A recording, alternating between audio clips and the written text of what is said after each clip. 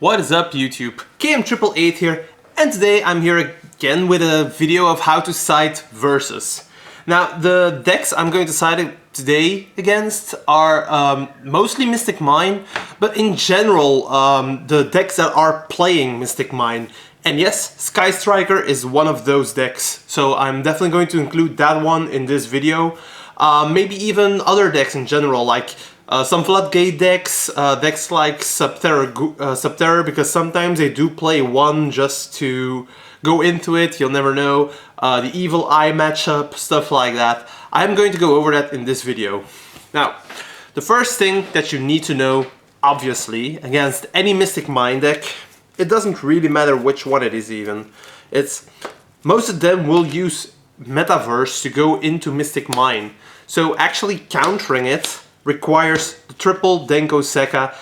It's basically good against any variant that plays Mystic Mine. I haven't seen any Mystic Mine variant that doesn't also play back row. So in general, the Denko Sekkas will be fine against any type of deck against it.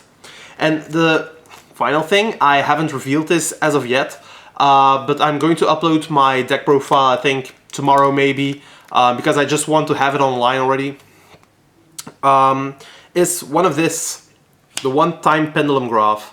I am siding this at 1 right now, because it kind of comes as a surprise to people. Most of the time, duels against Mystic Mine are going to take at least a little bit of time, and drawing into Duelist Alliance actually enables you to go into either Pendulum Call or Time Pendulum Graph.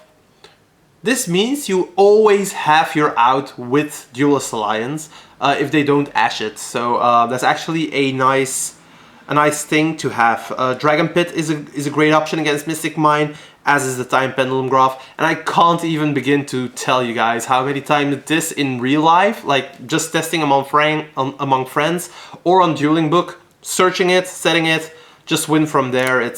It's crazy, it's mind-boggling. This card is so good right now. And because I'm playing 2 Duelist lines, like, why not, right? It's definitely searchable. It's like having 3 of this. So it's actually great. Now, next to these are 4 that like, even against Sky Striker, I always side these 4 in. And then on top of these 4, I also, sometimes, it's kind of depending on the matchup, I kind of also do the triple red reboot. Most of the time for Floodgates, sometimes, like even against Sky Striker, they do tend to go with evenly matched if it's a go second build, or things like there can be only 1, summon limit, stuff like that, and the red reboots actually help you against that as well. But most of the time I might do 2 or like just a third just in case, but you don't want to overside. So 6 card is most of the time a really good number. 7 is actually fine, but in most scenarios, you only need these 4. So in the deck, what do you actually take out for these? So I'll put these on the side like this. That way you can see. You can kind of see what I'm taking out. First things first. Against Mystic Mine, the pure variant, or against Sky Striker, having the out against the Mystic Mine is so important, and I don't play a lot of them in the deck. Like, I have the Dragon Pit and I have the Time Pendulum Graph, and I don't think I have another out in the entire deck, so I really want it and I don't want to banish it. So what I'm taking out immediately are the Triple Pot of Desires. I know how, like, when you're going second, you don't want these in the deck. When you're going first, you might actually want it, but most of the time I'm just signing it out, because if you banish these, you're automatically going to lose.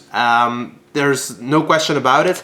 I do side these out in that scenario, but only in this scenario, like against the Mystic Mine builds. So Triple Pot of Desire is coming out for the Triple Denko. Most Mystic Mine builds don't really tend to go into their extra deck a lot. They have Pot of Extravagance, stuff like that. They even banish cards from their extra deck. So I put out the Amorphous Sloth. It's an easy side out option.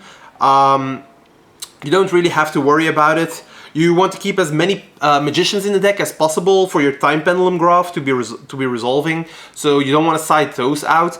And if I'm taking out the red reboots, most of the time the curtain raisers are coming out.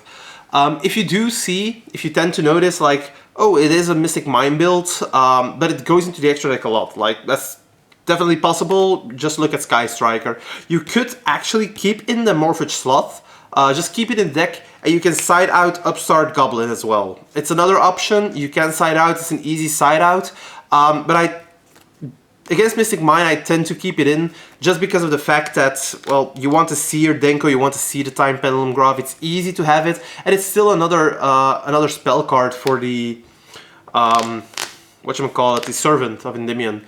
So in general, that's actually what I do. Like, I only have these. There aren't a lot of other cards in my side that I can side in against back row decks. Like I said, you don't always have to do triple reboot. You can even do two red reboots. Just if the deck isn't as hardcore going in with trap cards, you can just side in 1 or 2 red reboots and keep it at that. And what you can also do is double impermanence. Siding these in might seem weird against back row decks, but if they have like only 1 monster on the field already, for their Mystic Mine, you can set this in the zone where a trap card is, and you can just negate the trap cards that way as well. It's also really good against floodgates, but generally speaking, you're not going to side these in against decks that don't play a lot of monsters, so there's always that. You can, however, choose to do it, and then you can still side out the Upstart Goblin. I wouldn't go over like this amount, like 8. If you go over 8, you're going to mess up your deck structure, and you really don't want to do that. So 8 is the general consensus for a maximum of cards that you want to side. But in that case, you're going to side out these going second. Going first, you can actually choose. Like, if you don't want to see the Denko Sekka or the red reboots, like most of the time you're not going to side in red reboot going first. You can do that if you know that it's a build that's definitely going to play evenly matched. I've done it a couple of times where I side in red reboot going first. I still made my board had red reboot, and when they evenly matched me, I just red rebooted and won from there. Because the red reboot, the evenly match is pretty useless after turn 2, turn 3, because they have cards on their field. So, and you're probably going to OTK anyways. And at that point, you can just choose which cards you're going to keep in instead. So, yeah. That's it for this video. It isn't a long one, but I'm guessing that's also good once in a while. I mean, every Mystic Mine deck is kind of working the same way. Low amount of monsters, big amount of back row, so this should be covering it. I did mention Evil Eye in the beginning of the video. If you come across that, like, the Infinite Impermanence is also really good because you can just negate the monster. I'm really not sure of the name. I always forget it, but if you come across that, the Impermanence might actually be better. But yeah, that's about it.